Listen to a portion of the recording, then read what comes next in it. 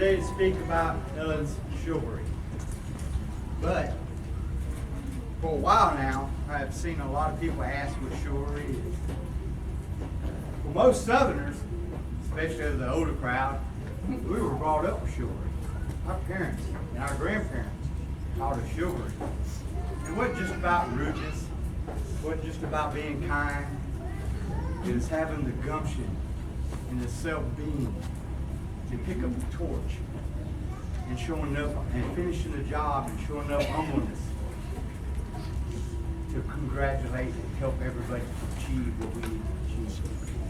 Chivalry is often built like Legos. It has a foundation and attributes which are the blocks of building. Yes, it has honor. Yes, it has courage. Yes, it has politeness and grace. Chivalry is not just for a fighter on the field, but the most attribute and the most thing of chivalry is the true foundation of it, and that's honor. Without honor, truth, and love and caring, who's around you? Not just yourself, but who's around you. Honoring is the foundation for sure. Without honor, we don't have it at all. I've watched you for a long time. And a lot of times I found myself saying, I wish I had that grace and pause that this lady has. But then you turn around and you show the strength to take care of others. I remember that. People were cold. People didn't have a place to sleep. You was the first one to jump up and go, let's take care of this. Come here, son. Come here. This person. Come here. Let's get this done. Let's make these people comfortable. And you moved it and you took care of it. That's true. That's true chivalry. True chivalry is of the heart. It's 7 days a week, every day of the year. No matter if you're speaking to high school people or to children or to grown-ups or writing a letter, it's how you carry yourself. You know what it is. I know you. You were raised by your parents or by all of us. And people don't understand. And they will. And time goes on. This is our family. Right here. This is our family. This is the family we choose. Why? Because we feel comfortable. Why? It's because we know when we keep or we drop that torch, no matter if they like me or not, I know they step in and kill the job because it's full of all of us.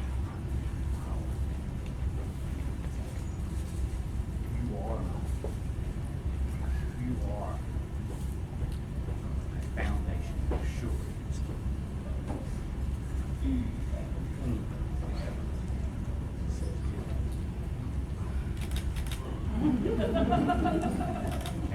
I have lots of family.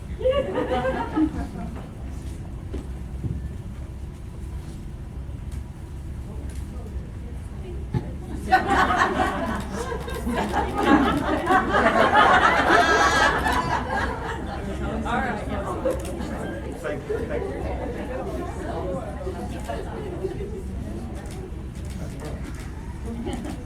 Your Majesty, You get the television picture, I'm not saying that. the voices from our present represent the master himself. The path to peerage is not marked by time, but by the blood, sweat, and tears shed while mastering the craft. The bruises from the practice field, the calloused and stained hands of the artisan, the mistakes made when cooking a feast or winning a game. These voices represent the courage it takes to begin the quest for peerage and the humility learned on that path. Your Majesties, may I present Master Isabel de Santa Croix, Mistress Mara Palmer, and Mr. Zane Al-Munajima of Mina. You think I could get it out there? So, we decided, without any knowing, I'm always the last. we're gonna go in the order of which we Ella and I taught a class on the book of the courtier today. And we talked about what a lady of the court should be. You emulate the best qualities of a lady of the court. Not just chivalry, which involves honor. Kindness, generosity. Y'all, I don't know if you've ever been to one of her events. You don't go home hungry. And you certainly don't go home empty-handed. This woman sends food home with you. She gives of herself at every event by taking pictures and shares them, whether you give her credit or not, because she enjoys doing it. She's knowledgeable. This woman can throw together a graphic representation of awards and who's what better than anybody I know. She shares that knowledge. I've met more newcomers because she comes around going, this is our master of defense, this is what they look like, this is what they wear. But she's blessed me in that aspect because that gives me an opportunity to meet somebody new. You are better than me.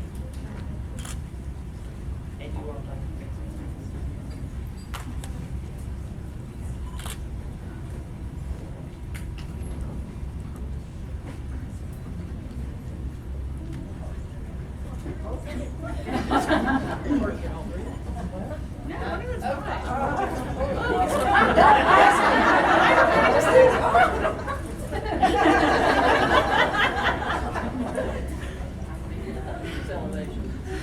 I first met Ellen DeLacy.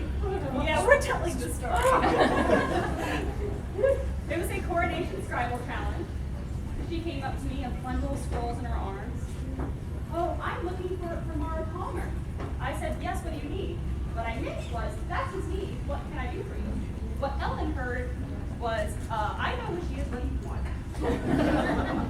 Well, I have these scrolls from someone in my group. They just started doing a scribble, and I want them to get recognition for what they're doing, and I want her input, and I just want to make sure that I can filter that information as it gets back to him. Oh, really? Well, she's just so formal on the scribble page, and I met her as this older, more severe lady. Now it is at this point that I could have been nice. But I was not nice. I decide, yeah, you're just kind of cool. I led Ellen on. Eventually, we talked. I really know it's me. What do you need? She forgave me, thank God. But it was this first meeting of her that instilled who she is to me. She's a facilitator. You want scribble? She'll talk to scribes. You want to learn how to weave? She knows weave. But it's not just the arts. You want to learn how to fight? She knows who to point you to. You want to cook? She's got it. You want to herald? She'll know someone. And if you manage to find someone or find an activity where she does not know someone or does not know it herself, she will learn it. And then she's a Ellen is an enabler. In the best way. She helps you find your place in the SCA. And it's for that reason that she's here.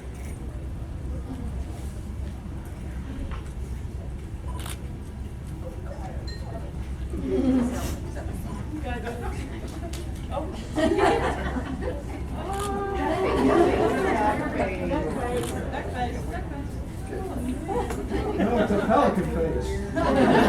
It's according to him. Blueberry? Sorry, Nancy, she's screwed it up. She couldn't get it. Okay, ladies. You gotta be in there. We're in there somewhere. We're done. We're in there somewhere.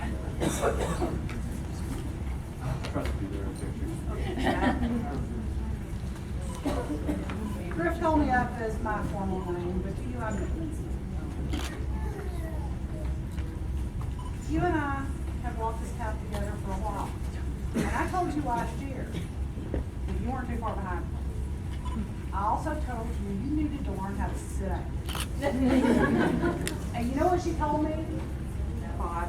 She said, I can't, they leave. She comes to my, she doesn't live in my shire. But she came to my shire to do a demo because nobody in my group could do it with all that commitment. So she drove 2 hours to come do something because that's what family does. Yeah, on a workday afternoon. I mean, I was at work. Everybody else was at work. But that's what family does for each other. We pick up the pieces for each other. We're a safety net for each other. And Ellen is the best safety net I have ever met in my life. And you're right, we need you. You're here. I love you, and you are my dear.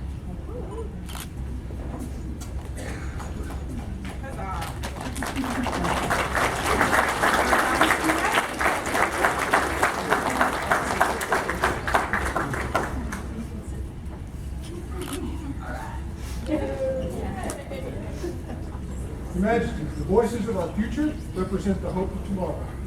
They see the magic in the candlelit feast hall. The music of the bards sends shivers down their spines.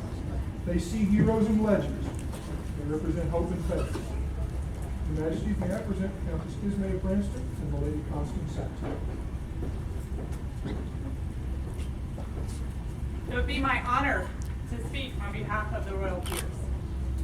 Your Majesties, Your Highnesses, populace gathered here today. I, Countess Esme, stand before you to share some of the many reasons why Ellen exemplifies here. As others have shared, Ellen is a workhorse for this kingdom. She has dedicated countless hours in service to the kingdom and her crown. In fact, some of the first interactions that we had together was when she served as retinue while we were on the throne. And she did this very frequently. When we started promoting the newcomers badge, Ellen, you were the first person to jump behind us. And many of you are wearing those badges today. She proceeded to send me over 200 embroidered badges that I could pass out during our reign. She has helped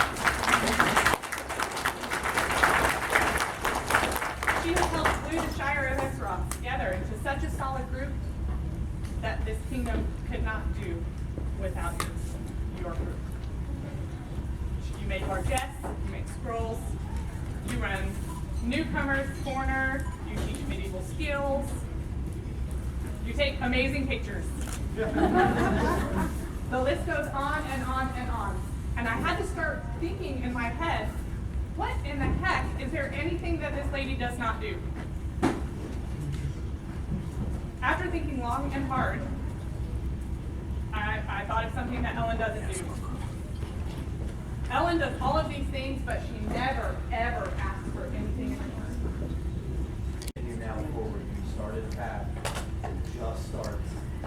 So, welcome to the Order of the Temple.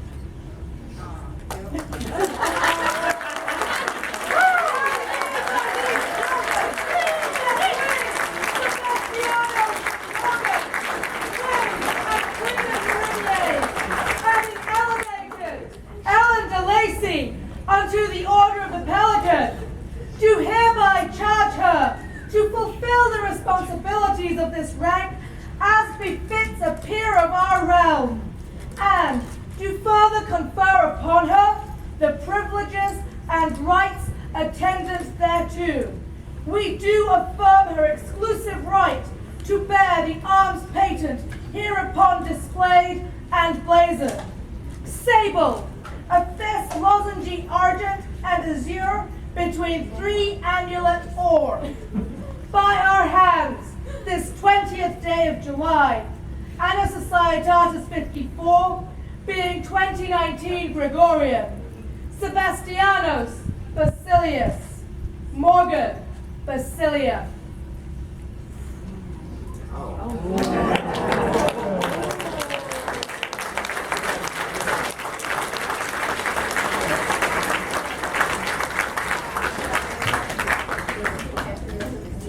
Gentlemen, will you display your flag?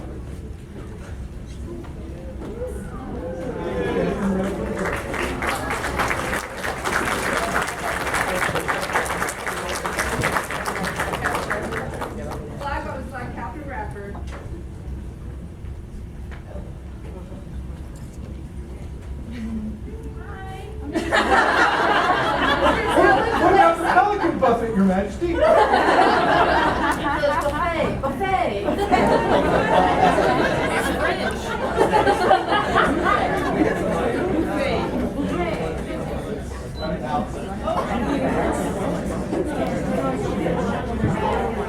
Pelicans don't go anywhere.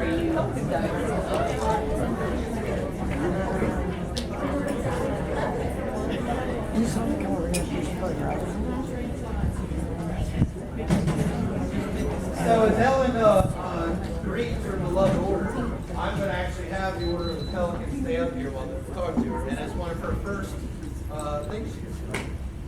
There is one that was indicated to us today that is missing from the Order of the Pelican. And the Pelican and the heirs and Her Majesty and I had a long, lovely conversation, and through that they gave us great counsel. And so, Harold, would you do me a favor? Summoned now before their majesties, Adelaide de Montferrier!